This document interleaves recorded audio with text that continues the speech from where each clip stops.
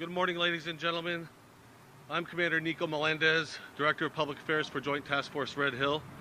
Today's press conference marks JTF-RED Hill's preparation for and beginning of defueling operations on Monday, October 16th. Joint Task Force Red Hill has the great fortune of having elected and appointed officials representing the state of Hawaii, the United States Senate, the Hawaii Department of Health, the U.S. Environmental Protection Agency, and the Department of Defense. Each speaker will offer their remarks, concluding with Vice Admiral Wade, the commander of the Joint Task Force. After the remarks conclude, we will open the floor for questions. And just for the record, Martha Guzman, it's Guzman, G-U-Z-M-A-N.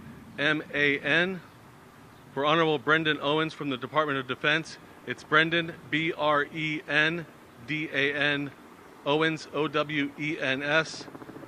And I believe most of you have the correct spelling of Governor Green, Senator Hirono, Ms. Kathleen Ho, and Vice Admiral John Wade.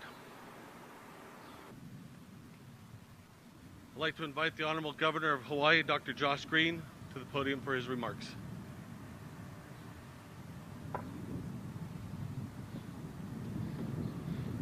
Aloha. Good morning.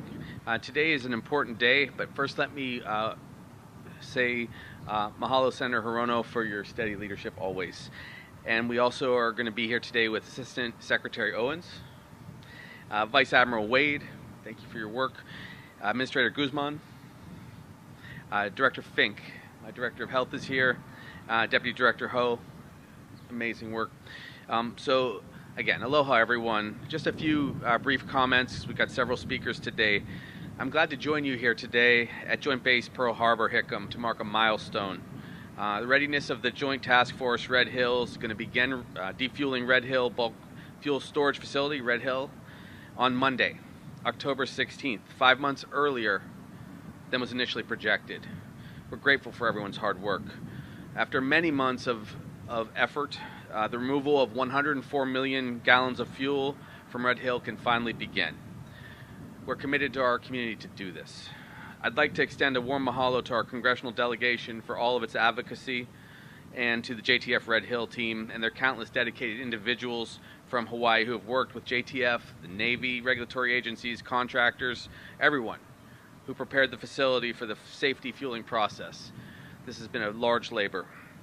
I'm confident and hopeful the repairs and enhancements that have been carried out by the Department of Defense in cooperation with the EPA and the Department of Health, along with exhaustive training, drills, operating personnel all working together, that we will have a safe and successful defueling process. Furthermore, our first responders and community leaders are well trained for any emergency that may come, so that they can continue to work closely with JTF, Navy Region Hawaii, Joint Base Pearl Harbor, and the Federal Fire Department. We will be careful. This further reinforces my belief with this many people that any unlikely incident can be resolved if it occurs. This is an enormous process. They have planned extensively for all possible scenarios. But I'm also grateful to everyone for being open and transparent in their communication between JTF, the state government, my team, the people of Hawaii, our leaders, our advocates, our activists. The commitment has had to be clear that we communicate. It's vital that we trust one another. It's vital that we do this right. So we have two additional things that we'll be doing. This is just the first course, the first step to defuel Red Hill. Two additional requirements. We're going to close Red Hill permanently, and we're going to remediate our aquifer. Three things. We're going to drain Red Hill, we will close the facility permanently, and we will remediate the aquifer. These are critical to our people. Last couple comments. Joint Task Force was formed 15 months ago, is going to be commended by me for its diligent work and transparency. However, the closure of Red Hill, the restoration of the aquifer is going to take a long time. It's going to continue well after the defueling process finishes. You'll get the details about that further today. Clean water for future generations is what has to happen. That's our goal, that's our value. Mahalo and aloha. Thank you, Governor Green. Now I invite the Honorable Senator Mazie Hirono for her remarks.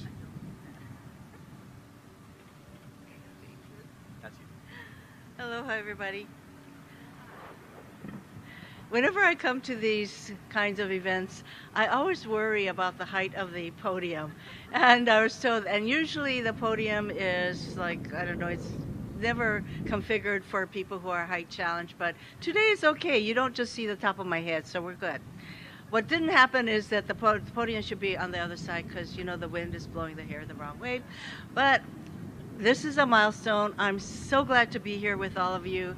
And it's taken literally years for us to get to this milestone where we begin to defuel these massive tanks. And of course, I want to thank Commander Wade. You have really stayed the course, working with the community, making sure that this defueling is going to occur with safety uppermost in all of our minds. Our Assistant Secretary Owens, I think this is only like the second time I've set eyes on you, but he's going to be with us to make sure that not only the defueling, but the aftermath, which is going to require some other kinds of assessments, will continue. And our administrator from EPA, who is one of the reasons that this defueling can even occur, Administrator Guzman, it's always good to see you, and our deputy from the Department of Health, another major part of okaying this defueling plan. And do we call you Director Ho? Okay. So it's taken a lot of people, including the community. Let me just share with you, when there's been a number of leaks involving the Red Hill tanks, but the one that occurred in November 2021, and I put in a call to Secretary of Defense Austin. He was not expecting that call. And the importance of that call for me was that I said to the Secretary, the Red Hill situation needs to come to your level of decision making. Not just the Navy, no offense to the Navy, but it needed to come to the Department of Defense level of attention and decision making. Subsequent to that call that I had with the Department of Defense Secretary Austin, I had subsequent calls with the Deputy Secretary of Defense, Kat Hicks. She was very instrumental in getting to the point where this massive World War II facility, that was not intended to close, by the way. There were discussions about double hulling the tanks so that they didn't leak. There were other kinds of assessments occurring. It was not intended that the DoD would make that really, really critical decision that they should close Red Hill. But the subsequent discussions that I had with Secretary Hicks really led us, as far as I'm concerned, to this point with a lot of people from the community, organizations, and others to come together to advocate for the closure, for the safety of the people, particularly of Oahu, and to make sure that the Navy's activities in Hawaii comported with our values and our safety. And so we are here today in another milestone, because when Secretary Hicks called me to tell me that the DoD had made the critical decision to close Red Hill, that really gave me chicken skin. Because up to the point of that call, I wasn't quite sure what the DoD was going to do. But that call was really, to me, that call set the stage for the closure of Red Hill and where we are today. And it's not over, of course, because after the closure, we are going to need to continue to monitor there are environmental issues, there are other monitoring issues to make sure that there is no contamination of our aquifer, with safety of our community uppermost always in our minds. It took a lot of people to get us to this point. I thank everyone standing here in particular. I also thank all of the members of our community who really issued the hue and cry for all of us to pay attention and to do the right thing. Mahalo nui loa for everyone. Aloha. Thank you, Senator Hirono. Now I invite Ms. Kathy Ho, Deputy Director, Hawaii Department of Health, for her remarks. Okay. Just to be clear, I did not ask for the podium as well. I mean, for the step as well. Good morning. Thank you, Governor Green, Senator Hirono, Assistant Secretary Owens, Admiral Wade, and Regional Administrator Guzman. Nearly 2 years ago, an unprecedented environmental disaster occurred in Hawaii. The people of Hawaii came together to call for the defueling and closure of Red Hill. Now defueling is about to begin. For many people in our community, this milestone is more of a source of relief than a cause for celebration. For months, the Department of Health staff has worked diligently to validate repairs and enhancements, develop plans, and observe drills and exercises in preparation for defueling. After all that work, it's important for us to recognize that we've arrived at the beginning and not the end. Defueling is the first step of 3 non-negotiable conditions that was set forth in the Department of Health's emergency order. After defueling will come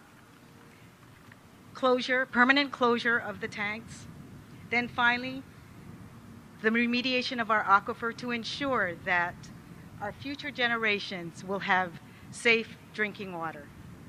I want to assure you that the Department of Health will uphold its obligations through this entire process that it be done safely and expeditiously. I wish to commend the Department of Health's small but dedicated team who has worked tirelessly, late nights and weekends, to uphold our kuleana. I also want to recognize the Joint Task Force for its compliance with the Department of Health's order, and to EPA, our federal partner, and our partnership. Our shared responsibilities to safely and expeditiously begin defueling months earlier than initially planned is a testament to our commitment to the community. Finally, mahalo to the people of Hawaii for your active participation and support in this vitally important undertaking. I know together our voice will continue to monitor the progress and compel the military to keep its promise to ensure that we have safe drinking water for our future generations. Thank you. Thank you, Ms. Hope. Now, Ms. Martha Guzman, EPA Regional Administrator. Mahalo. It's really, as the governor and the senator have already said, Director Ho, this is an incredibly important milestone. There has been so much work, all weekends, endless hours for all of our teams. I want to recognize our team as well. I think one of the benefits, silver lining perhaps, of this unfortunate situation is that we have an ever-growing presence now here in Honolulu. And so I want to thank everyone who has really taken the time. As Director Ho has mentioned, in coordination with the Department of Health, we've shared the oversight over the Navy and the Joint Task Force for defueling and in the future for proper closure. One thing I want to highlight that is also very important and is a critical part of Senator Hirono's leadership and the congressional delegation in leading to Secretary Austin's decision is the people of Hawaii.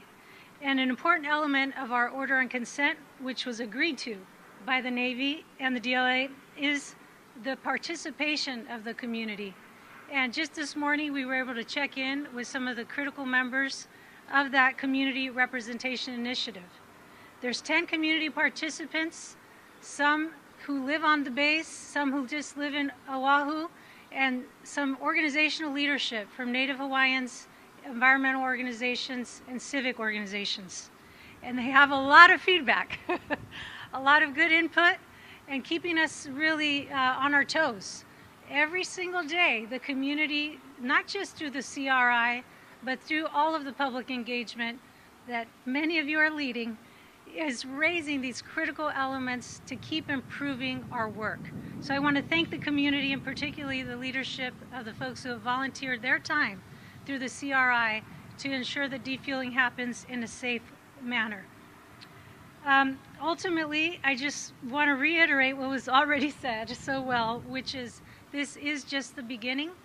It marks a very important milestone. We're thankful for the leadership here, and we look forward to that continued and hard work.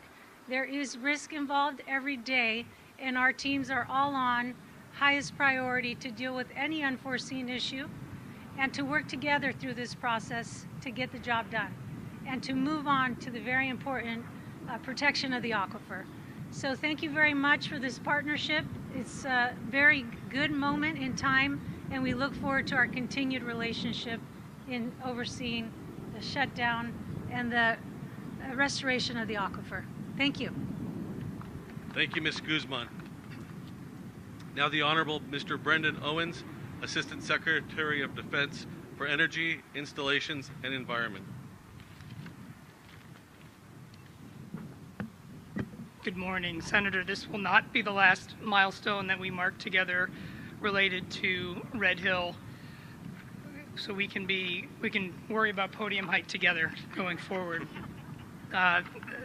Thank you for all of you out there who are joining us today to mark this milestone. I think that's important that we talk about this as a milestone on a journey to defuel Red Hill Bulk Fuel Storage Facility. On behalf of the Secretary of Defense, Deputy Secretary of Defense, and the Undersecretary of Defense for Acquisitions and Sustainment, I'd like to acknowledge and express our gratitude to some of the many individuals who have played a pivotal role in this important mission.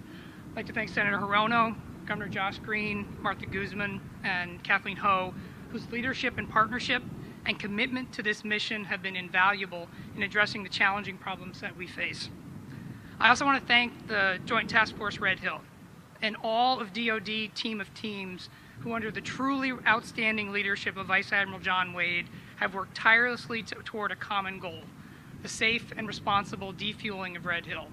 Their dedication, and no one exemplifies this in my opinion better than John, to this mission is evident in their focus, their professionalism, and their adaptability to this challenging and complex problem set. JTF-RED Hill is fully aligned with the importance of this mission to DoD and to the people of Hawaii.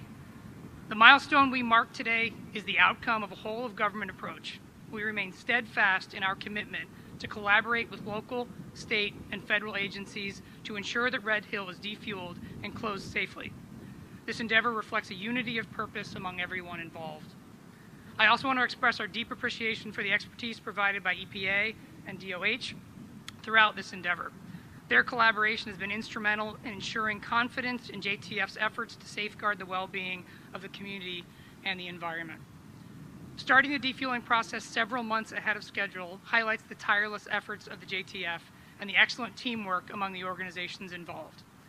The Department of Defense is fully committed to building relationships with our local communities, service members, civilians, and their families, and all who call this unique and irreplaceable place home.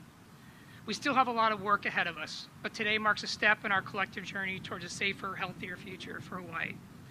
As we look ahead, we look forward to collaborating with the community to understand how DoD can be a reliable, integrated, and effective partner in addressing the priorities of the people in Hawaii. The concerns of the people of Hawaii are foremost on our minds, and community engagement must be a cornerstone and will be a cornerstone of our efforts as we move forward. Thank you all for your support and dedication to this important cause. Together, we will continue to move forward as we deliver on Secretary Austin's commitment to safely defuel and permanently close the Red Hill Bulk Fuel Storage Facility. Thank you. I'm going to take this because John doesn't need it. Thank you, Assistant Secretary Owens. Now Vice Admiral John Wade, Joint Task Force Red Hill Commander. All right. Good to go? All right. Well, Senator Hirono, Governor Green, Ms. Ho, Ms. Guzman, Honorable Owens, ladies and gentlemen, good morning. Thank you for being here.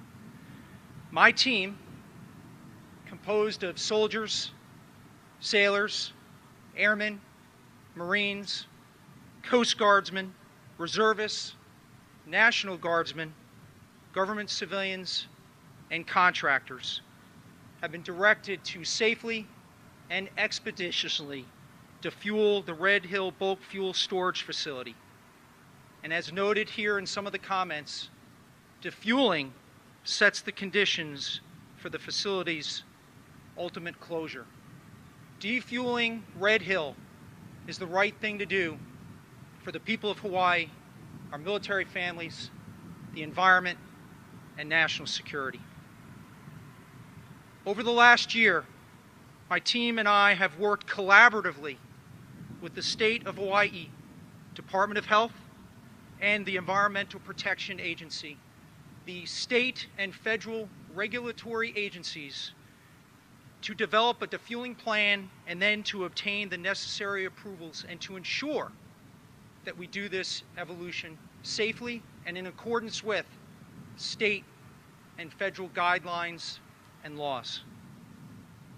We have been deliberate and methodical in our approach. We have planned and we have trained.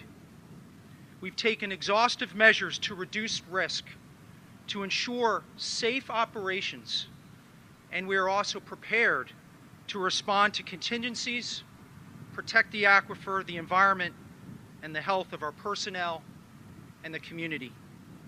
But let me be very, very clear.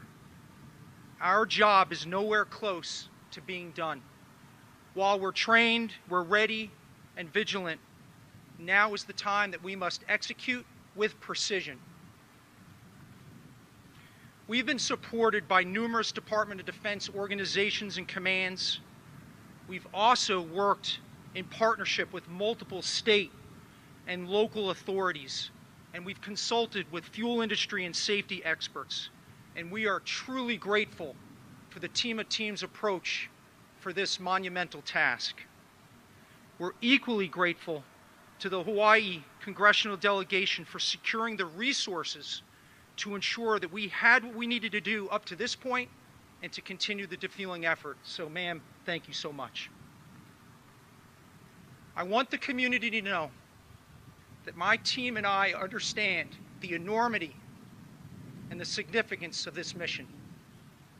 We are absolutely committed to safe and environmentally responsible efforts, and we're equally devoted to provide continuous and transparent communications to keep the community fully informed of what we're doing and why. And let me just conclude by expressing my sincere and honest appreciation to all of those of you who provided us critical feedback over the last year. You have helped us understand your concerns. And from the bottom of my heart, I want you to know that you have made us safer. And I thank you for that. And to those of you in the last several weeks who've reached out to us to offer words of encouragement, to support, and also offered prayers, I just want you to know how meaningful that was to me and my team. We're grateful and will carry us strong and safe moving forward. Thank you so very much, and we all here are standing by to answer your questions. Thank you.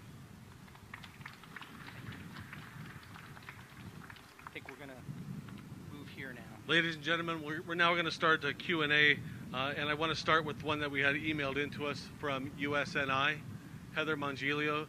Sir, Heather wants to know, how do we plan to communicate with the public during defueling? Thank you. That is a very important question, and as I highlighted in my commentary, the engineering technical piece we must execute with precision, but equally so is our communication with the public. We will be transparent. We will continue our public engagements. We will use the media to help us communicate with you. We have our mobile app, which is downloadable on Google and Apple platforms. We will continue the oversight process with the EPA and the Department of Health, and of course at the federal level as well. And we have other oversight groups that we will communicate with, and they are accessible to the public. Look, it is so important to keep you informed and to understand what we're doing. I understand how important that is, and my commitment is to keep on doing that throughout this entire process. Thank you. We have a mic. Questions?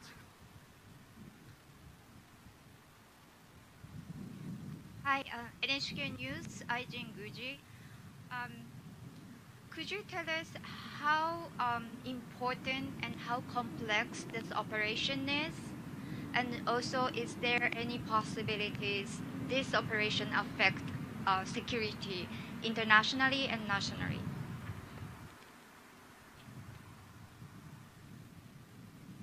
So the removal of the fuel that sits above the aquifer is incredibly important for the people of Hawaii, especially within the context of what occurred in 2021 with the spills and the water crisis.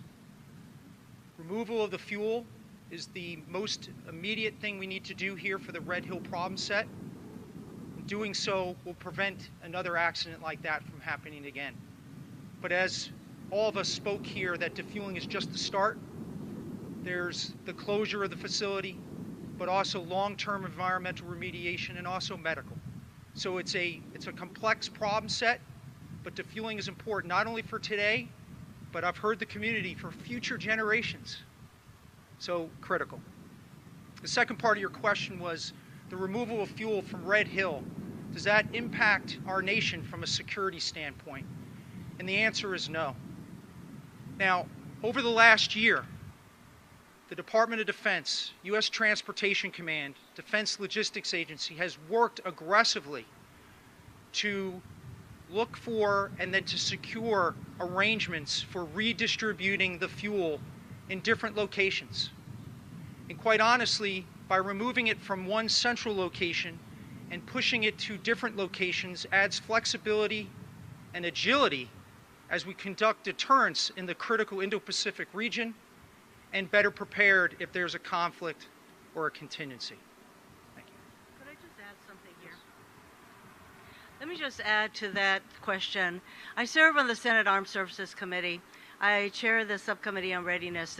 These issues are all of critical importance to the subcommittee that I chair as well as the main committee of armed services. And one of the other aspects of defueling and the closing of Red Hill is, by the way, it was a huge decision. I want you to know on the part of the Department of Defense, when was the last time they said, oh, we're going to close this massive facility? It took determination on their part to get to this point, but there may be people who have residual health issues as a result, environmental issues, and all of those are areas of concern for us as we go forward. So I just want to make sure that the 28,000 people who were impacted by the contamination, that there will be a process whereby if there are any long-term health care issues, that they can be addressed.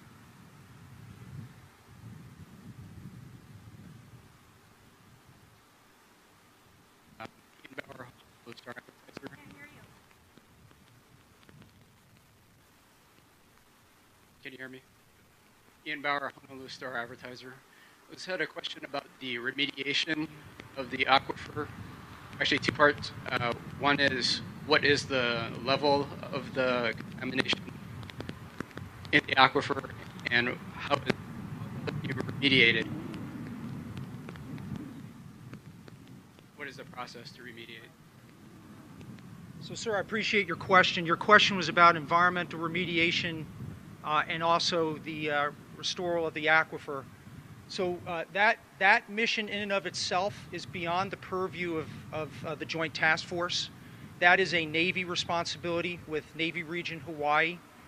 But rest assured, they are working each and every day and in partnership with the regulators and other entities, for example, the Board of Water Supply, to get after that critical issue. This will be a long-term effort, for sure. Those organizations, though, are supporting me in the critical defueling effort because we need to ensure safety while we're executing the defueling mission. So we will be monitoring the water. We'll be monitoring the soil vapor content. We'll be monitoring the air, everything to sense and to understand the environment to ensure that we're doing everything safely. Again, we're concerned about the water, the environment, and health of our workers and also the health of the community. So thank you for that. As you know, we're viewing this in three parts. Today's part, draining Red Hill. Tomorrow's part, shutting Red Hill. And then in the future, making sure that we have full remediation of the aquifer.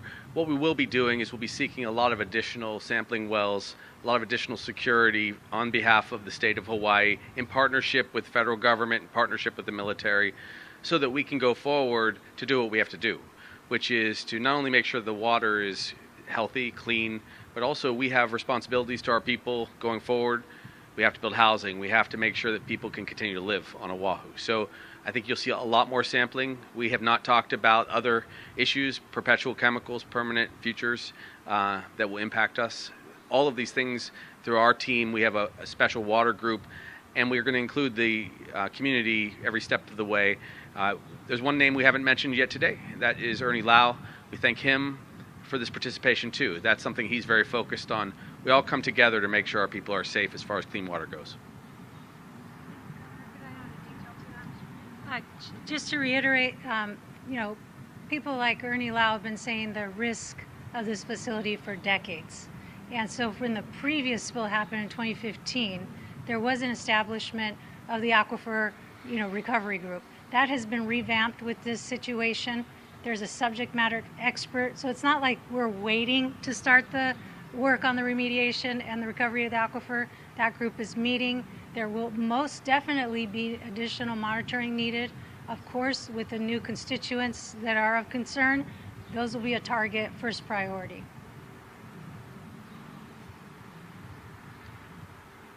And what is the level of contamination now? What is the known level?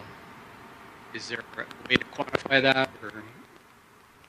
So there has been regular testing of the water, and thus far there has been no hits of petroleum in the water.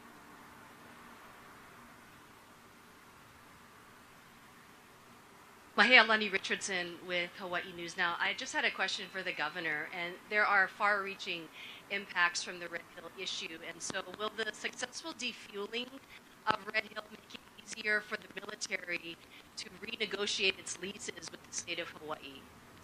That is a great question. The answer is, in a word, yes. The more we trust one another, the easier it will be for us to work together for generations to come.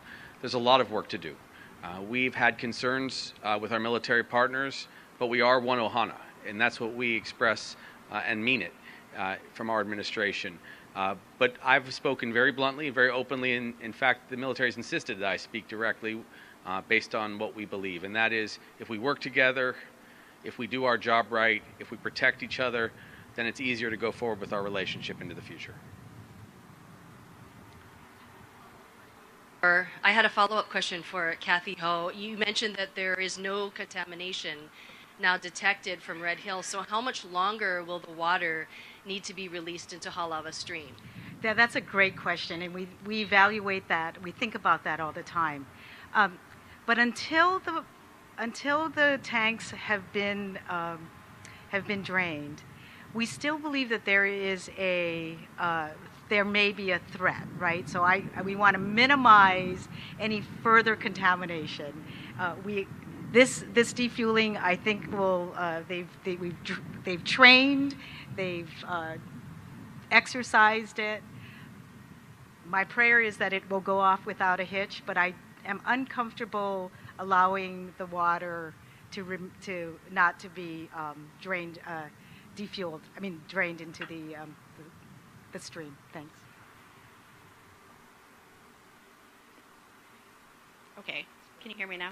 All right, hi, I'm Jennifer Ladd with Defense One. I had a question about how the fuel is going to be monitored after it's moved to make sure that spills and this kind of thing don't happen again, and also at other DoD locations. I recognize that most of you are not the people to answer other DoD locations, but anything that maybe is changing DoD-wide for testing or prevention. So before we continued with our process to obtain the regulatory approvals to defuel and to relocate the fuel, we went through what's called the National Environmental Policy Act review and assessment to ensure that we were following all federal and state laws, and then also if the fuel would be redistributed into other countries that we followed their laws as well. We followed that process, and that's how it'll be done. And there's clearly, with the context of the events that have occurred here, everyone understands how critically important it is to transfer the fuel, relocate the fuel with exacting precision without incident. Yeah, sorry, I was going to say, like, once the fuel is in the places that it's going, then is there any Yes. additional? For anything, obviously, within the nation, they have to follow the environmental laws. RCRA in this case. And the woman right behind you can give you even more detail. Of course, we ran many drills ourselves at height in some of the storage facilities throughout the Pacific that we, thought would be. Some are going to be, some are not, but it was a good drill nonetheless. Most of those are above ground, so they have a different risk, less risky. But yes, they all have to comply with those federal regulations and their own state regulations or territory regulations, like in the case of Guam. Mm-hmm. And just to go one step further in terms of how DoD, Navy, Air Force, Army have taken the lessons that we can glean from this and push them out further into other fuel supply points. Those actions are underway. They have not been announced yet, but there are a substantial number of things that are changing as a result of what we understand about the C2 structure that existed here that led to some of the challenges that we ended up having. So that more on that to come over the course of the next several months. Hi, Catherine Cruz from Hawaii Public Radio. Just standing here, I don't know if that's a sheen over there on the water, but we've done stories on leaks over here at this pier, and I just want to ask again, have we done everything we can to make sure that we aren't going to have a discharge here if there are old pipes that might have fuel in it that we may not have looked at? I mean, we all saw what happened with the molasses in Matson's pipes many years ago. They didn't think that was operable, and they thought there was nothing in it. But, what assurances can you give us today? Ma'am, the National Defense Authorization Act, also the State of Hawaii emergency order, mandated tests and multiple inspections of the integrity of the entire Red Hill pipeline all the way to the pier to include Hotel Pier. Those results have been factored into our submissions to both the Environmental Protection Agency and the Department of Health to obtain the approvals to conduct defueling. The integrity and the safety of Hotel Pier is sound. And then what about any backup that you might need from, let's say, the Coast Guard if there is a discharge? I mean, I see some booms here, but what's been worked out with them? So, Catherine, we have worked exhaustively with state and local officials to include the Coast Guard to ensure that if there is an unlikely event of a spill or a fire, that we're prepared and ready to respond. We have an interagency coordination working group that includes HIEMA and also the Department of Emergency Management at the county and city level. We drilled together as mandated by the regulators. I'm confident that if there were an issue, that we would be working and communicating together with urgency and speed to mitigate any impact. Ladies and gentlemen, one last question. Manolo Morales with KHON2 News. Admiral, can you tell us how long will this actual defueling process take and the amount of people involved throughout the process? Sure. So this is a phase called gravity defueling, which will remove approximately 104 million gallons or 99.9% of the fuel. That will go from this Monday, 16 October, until the third week in January. When that phase completes, then we must get after what's called residual fuel. Residual fuel is fuel that can't be drained out via gravity. It will be accumulated in low point drains, bends. So if you were to open your sink and see the catch underneath, there's always liquid under there. So there's a methodical process that we will follow. We've done this procedure before in coordination with the regulators while we were doing maintenance. We still have to work by, with, and through the regulators as we move through that phase. But we estimate that the residual fuel will be about 60 to 70,000 gallons. Once that is complete, which we estimate will be in the early spring, then at some point the Joint Task Force will transition to our critical partners, the Navy, and the Navy has the responsibility for closing the facility, and then they will have some what's called sludge, which is a liquid solid mixture in the tanks that must be cleaned, and then there'll be small amounts of residual fuel that's about 3,000 gallons that we just can't get out without destroying or destructing the pipeline, and that'll be part of the closure process because the Navy is committed to the removal of those pipelines. And in those activities, the Navy will follow all rules and guidelines by the Department of Health and EPA, and they're already starting that process through their closure supplements, which are accessible to the public. Oh, I'm sorry, I forgot that part. So my team of itself is 275 people, but I am supported by the entire Department of Defense for all that we need to do, and there's more than just the physical movement of the fuel. There's administration, there's answering the questions of the regulators, there's working our procedures, there's training programs, safety programs. To do this effort, there are literally about 500 people supporting directly, not only here on island, but remotely via VTCs and electronically. As the Honorable Owens said, this has been a whole of government approach and a team of teams approach as well. Thank you, sir. Thank you, ma'am. Participants, thank you very much for your attendance. Members of the press, thank you for being here. We'd just like to remind the members of the press that tomorrow we will be having an open press blessing of the tanker and the pipelines in preparation for the defueling commencement on Monday. Other than that, if you have questions, further questions, please don't hesitate to reach out to the Joint Task Force Red Hill Public Affairs Office. Don't forget to download our app. There's a lot of questions to your answers. There's a lot of answers to your questions there. Thank you very much.